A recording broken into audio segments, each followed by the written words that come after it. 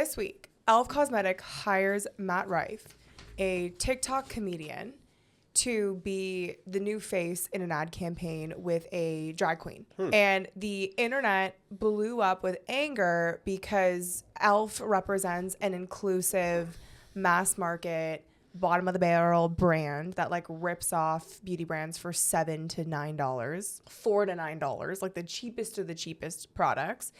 And everyone online is saying that because Elf is an inclusive brand, therefore they shouldn't have used a comedian that had a canceled moment for making a joke on his comedic special called OnlyFans. So basically he became famous for like riffing on comedy of like very digital kind of zeitgeist moments. Like his whole skit was called OnlyFans. To me, it's telling me there's somebody brilliant behind this marketing agency, even though I don't like the ad. And I'll tell you why. There's an absence of clear thinking in the world because their thinking is corrupted. You just said, oh, you can't post that stuff on your stuff or somebody won't like it.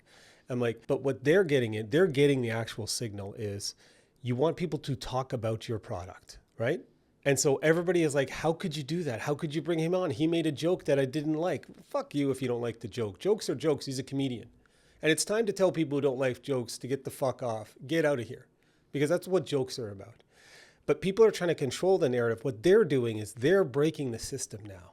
They're breaking out of it and they're saying, we're going to put that guy in there. He told a joke. You know, he got slapped. It doesn't matter because what everybody's going to pay attention to is it's $9. That's the beauty of that commercial, even though I don't think it was executed improperly, but they're doing stuff, what they did with Sydney Sweeney and the jeans and what they're doing by him, I think is a deliberate campaign to get incredible attention at their products, and it seems to be working whoever they're working for. Anything that you do in branding shouldn't cost the customer calories. So the reason why I dislike the commercial is that there is no connection naturally between personal injury, the tacky personal injury commercials, and being the lowest price point beauty product. Like it's a lot of brain work to go through the entire commercial and leave remembering and desiring an entire range of products. This is where I disagree with you a little bit. Because if their product is the cheapest, it's appealing kind of to the masses.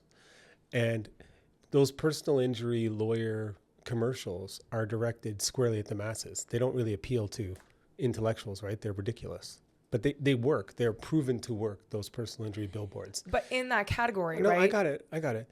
But when you say it's taking calories, creative has to be entertaining. And what they've tried to do is make something entertaining and something that has a lot of visual cues that make people say, what the heck's going on? What's going on? And it keeps them there because the signal is like, yeah, it's $9. That doesn't take a lot of calories to get, but it's not interesting. But here's my argument. There's causation, there's correlation. I think that causationally they will get a spike because they properly selected a controversial figure, right? It's the Howard Stern effect.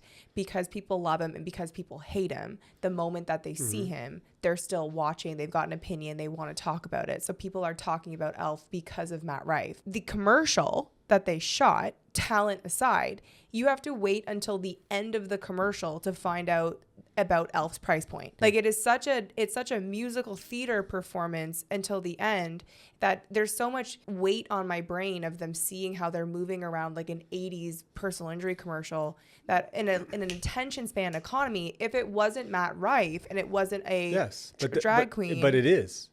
And it is. And I think it's like a car wreck. Like, I think when you start watching it, you actually want to get to the end. The cheesiness of it does make you super uncomfortable. Like it's a car wreck. You're like, what the heck is going on? But it's using like multiple themes. Somebody is very bright there. They're using personal injury cheesiness. They're using a controversial figure and a drag queen to create a short skit that makes you go, what the heck's going on? And in the end, it's $9. Like, it's not the way we would make it. But I think this correlates actually beautifully to why we're getting so much hate for not liking Happy Gilmore. But so many people liked Happy Gilmore.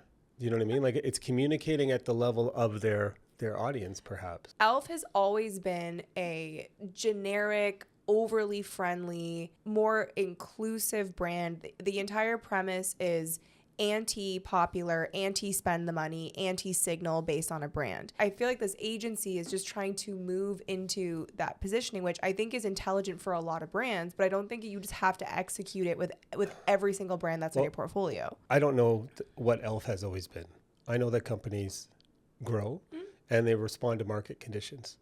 And in an oversaturated market where it's hard to be heard, I would not tell Elf to be cautious. What I love about it, and a lot of corporations aren't doing it. They're still making $1 million corporate commercials that are useless, right? They're investing in creative. I didn't like the creative, like I didn't like Happy Gilmore, but I bet you a bunch of people think it's hilarious because they see the world differently than me, right? And maybe younger people think it's hilarious because they're watching different things on TikTok or YouTube than I'm at, right? Because I'm watching, different podcasts, but they're watching drag queen, whatever that drag queen show was. RuPaul. I think it might be it doesn't resonate with me, but at least they're investing in creative. Totally. Right? And so many brands are not. They're investing in big shoots and fancy cameras. Like that looks like it was done in a garage, right? Like the way it was filmed. Like it doesn't look overly sophisticated. Like it wasn't super expensive. And I agree with that. I guess the perspective that I want to share on this piece is I really agree with their alignment on Matt Rife. I think that was a really intelligent move. I agree with you that brands should be able to evolve, and I think that Elf's move is evolving in a direction that's going to keep them relevant, which is really important with the Rode acquisition. Clearly this brand is gearing up to do big things, and I respect saying bold things in order to keep a place. Do we know who the marketing agency is behind it? The agency is called Shadow, and it's founded by Lizette Sanfriedman and Brad Zeifman, and they have been around for a while. Like they're kind of OGs, and they have a huge book of business. So they have Tasha, they have Aerie, they have American Eagle, they have Elf, and they used to focus more on traditional PR, but now they're really leaning into campaign ideation and strategy. So they're kind of really executing these like viral social moments. We got to get them on the podcast or talk to them because they're doing something very interesting. And I think for our listeners who are founders or small business owners, you need to invest in creative, not expensive budgets, not expensive shoots, and we've gone through this in our own, like everybody wants to spend money on what used to be cool, expensive shoots, expensive commercials. Invest in great creative, find the creative that works, and then double down on it. And what we're seeing in these big business scenarios, there's lessons that the smaller businesses can take from it. Is make something that's actually interesting, and don't be scared of controversy so that people start talking about your business.